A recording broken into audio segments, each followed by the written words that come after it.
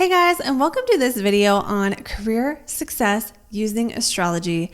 I'm Cassandra, the Saffron Sage, helping you use astrology to evolve. And in this video, we're talking about one of my favorite things, the midheaven. So in this video, we're going to talk about what the midheaven is, how to use it to rise up to your highest potential, and the things that could actually stop you or make this a little bit harder, and what to do if those things are applied to you. The midheaven is a point at the top of your chart that helps you, if you know how to use it, to rise up to your highest potential. The bottom of the chart is the IC. This is the point that we start at in life. It is the energy that we come into the world familiar with. Even if we have a bunch of brothers and sisters, our brothers and sisters can have different ICs because we have different experiences with our family. We're different, right? We're all different from each other. So the IC isn't necessarily just what your family was like, as much as it's going to be what you were like with your family, what experience you had with your family, what your main energy was growing up, who you kind of started out as. And the MC is who you have the potential to rise up to. But not everyone knows how to rise up to that point at the top of their chart. This is about self-actualization. It's about self-realization and self-mastery. That means it's not natural. It's not a point always that we know how to work with that energy. It's not always easy. And one of the things that can make it easier or harder for a person to align with their midheaven is, do you have planets in that sign? And remember, your midheaven isn't always your 10th house. So it's not, do you have planets in your 10th house? Some people's midheaven is the same as their 10th house, but some people it's not.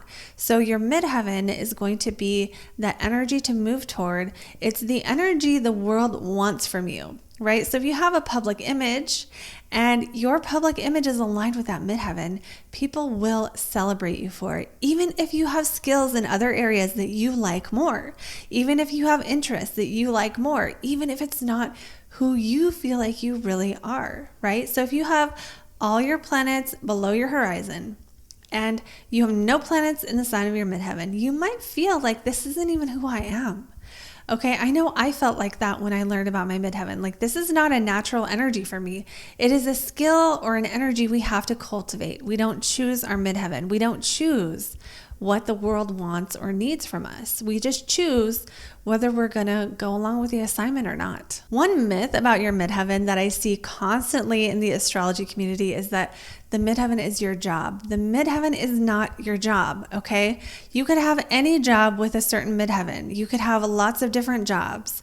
Different people with the same midheaven can have totally different lines of work because the midheaven is not the type of job that you're going to do, unless you have other things in your chart that say that's true. The midheaven is how you can express that energy and people will reward you for it. So you can work in an office. You can work in an office with an Aries midheaven and people will like it better when you have courage.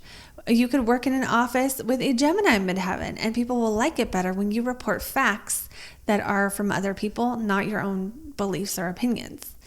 You could work in an office and have an opposite midheaven, Sagittarius, and people will like it when you do express your opinions. Okay, so this is where the midheaven really, really matters in terms of us like becoming known for something. And that's true whether you're famous or not. The midheaven is not your job. Sometimes the job can be seen by the placement of the ruler of the midheaven. So if you have your midheaven in Aries, where is Mars in your chart?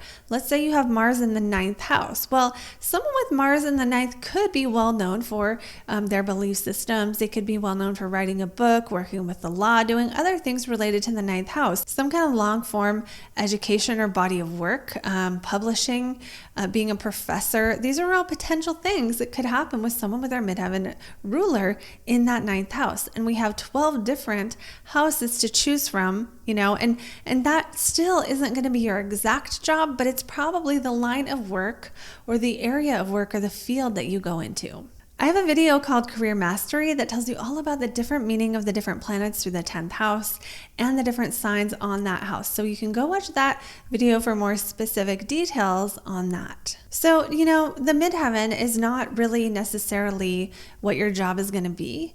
It's not even going to be what you want for your career as much as what the world wants and needs from you and what you have the potential to become if you accept the assignment. So examples of midheavens. Pisces midheaven is going to be someone who can be well known for healing or inspiring or creativity. A famous example is Steven Spielberg. Okay, so another midheaven example, Cancer midheavens. Cancer midheavens are going to be, people are going to celebrate you or appreciate you more when you're vulnerable, when you're expressing emotion, or when you have like a boy or girl next door look or feeling about you. So one example here is the singer Jewel, who was popular in the 90s.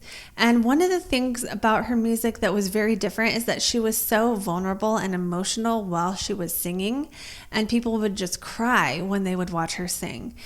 So that is one example of a Cancer midheaven in action.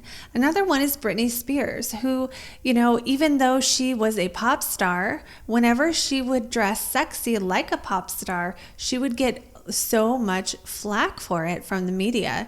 And, while many female performers can get that kind of criticism, I think almost everyone would agree that Britney had it worse when it came to, people always like accusing her of like not being a little girl anymore, or not being, being too sexy. She just seemed to have a lot of people really not like that. A lot of people kind of shaming her for being a bad example to children. So one challenge, like I talked about earlier, to embodying and reaching your midheaven is if you don't have planets there. If you don't have planets there, that just means that this energy isn't built into your personality. It's something you have to learn to cultivate. And, some people learn to cultivate that energy naturally and it leads them to success. And other people like me don't and find astrology and they learn that way. Another challenge that can happen with your midheaven is if you have the ruler of your midheaven conjunct Saturn. I also have this. So what can happen for these people is you can be kind of a late bloomer when it comes to career. You can have early in life not really necessarily know what to do to be successful, or you could find that you have to be like Saturn. You have to enter the sphere of Saturn in order to have success in your career, which means be responsible, learn every step of the way. You can't go with the flow and just find that midheaven naturally. If you have it conjunct Saturn, you have to learn the lessons of Saturn and apply discipline, sacrifice, and work really hard to reach that highest potential. It doesn't mean you can't do it. You'll just have to probably work harder. And by the time you've done that work, this is the blessing of Saturn, even though it doesn't feel like a blessing when you are restricted by it, is that Saturn makes you be the best in order to succeed. Saturn forces you to be good at what you do, have an integrity with it, what you do, be very capable, be very qualified, do things, follow the rules of your field, all those kind of things. Saturn requires that if you have it conjunct your midheaven ruler. Another challenge to your midheaven is if you have planets that just make you very different from it. Okay, so if you have a Cancer midheaven and your chart is full of fire signs aren't naturally comforting emotionally. They're not naturally vulnerable. Now, this doesn't mean you can't be, but that you would have to work hard to learn how to access vulnerability because it's not really built into your chart. It's not something that you're going to come by naturally. This is just one example, but it can be true for every single midheaven, that having a chart filled with other energies means that you'll just have to intentionally enter the sphere of the planet that rules that midheaven. Now we're going to do a very quick 3-step process to learn how to work with your midheaven. Step 1 is learn what the sign is, what it really means, not what pop astrology says it means, but what does the sphere of the planet that rules that sign do? If it's Gemini or Virgo, that the sphere of that planet is writing or communicating and speaking. If it is, Virgo, it's going to be more on the tracking data side of things. Gemini more on the speaking, communicating side of things, reporting facts.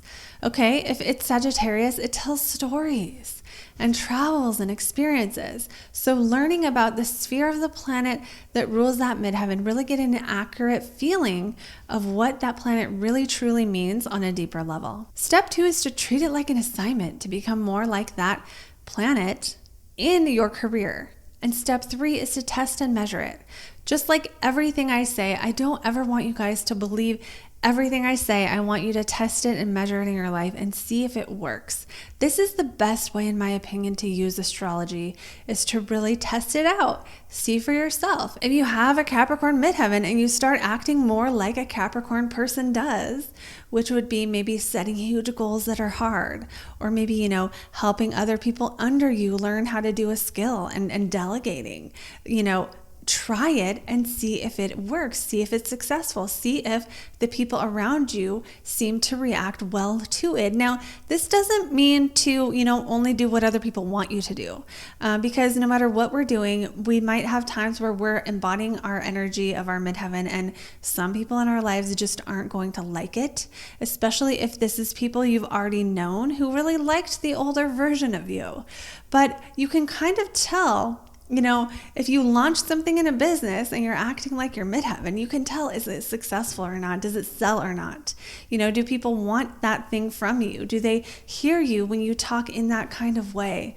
I wouldn't, just do one thing and decide, oh, it's not going to work, because remember, this energy is not natural to you, and it might take you a while to start embodying this energy in a way that it feels natural to you. When you can do it in a way that feels natural to you, you're going to be able to see, whether people appreciate that, whether it is working or not. Okay. So especially if you have Chiron in the 10th, be careful with measuring things through whether people appreciate it or not, because that's a whole different video. You can watch my video on how to heal Chiron if you want more on that. And that's what I have for this video. If you want more on the midheaven, I have a free guide, Align with Your Midheaven, that teaches you what to rise into based on your unique midheaven, and it also tells you how to find your midheaven if you don't know what it is. So click the link below to get that free guide. You'll also get on my email list, where you'll be the first to know about flash sales and other promotions I do. So check that out in the link below, and I'll see you guys in the next video.